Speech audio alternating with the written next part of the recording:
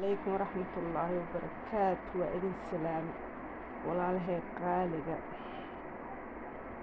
umad Soomaaliyeed meel al meesha aad joogto waqti al waqtigeedii tahay waa salaamantihiin maanta waxaan la qaybsanaa keek anoo maqal la sameeyay masaajida waxay ka soo baratay guriga oo jiiraanka oo Turkishka keegana laga soo bartay aliga keekana laga soo tuuray waxaan dhahay taasasta aniga waxa waaye waa wadaaga saaxiibadeyda iyo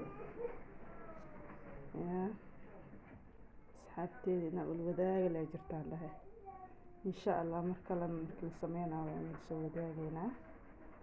marka waa kaas waa buu ilmo leh laakiin ma sha Allah ilaa qaar asii ilmaha dhiirgalna u tahay kan amaanta iyo ducada marka waa kaas waa idin salaame ama hadsantiin